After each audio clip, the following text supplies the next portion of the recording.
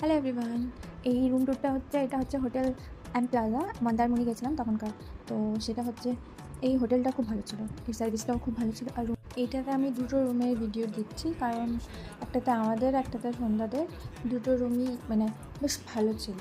নিচের যে রুমটা ছিল ওটা কটেজের মতো করা ছিল, আর মধ্যেখানে সুইমিং পুল ছিল। দু সাইডে কটেজের মতো রুমগুলো ছিল। সুইমিং পুলে যাওয়ার জন্য তোমাকে আলাদাভাবে বাইরে বেরিয়ে যেতে হবে না, একটা ব্যালকনির মতো করা ছিল।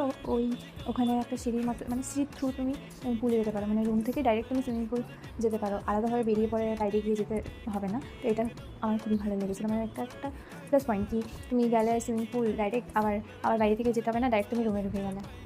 হোটেলের ভাইবটা আমার ভালো লেগেছে। ওই হোটেলের খাবার দাবারও খুব ভালো ছিল। এইরকম না কি হোটেলটা ভালো বাট খাবার দাবার সেরকম না, ভালো ছিল। মন্দারমণি গেলে এই হোটেলটা তোমরা ভিজিট করতে পারো। এইটা রুমের ট্যুর হলো, এটা আমি বাইরের থেকে দেখে দিচ্ছি কীরকম। আজকের জন্য এখন টাটা, বাই, টেক কেয়ার।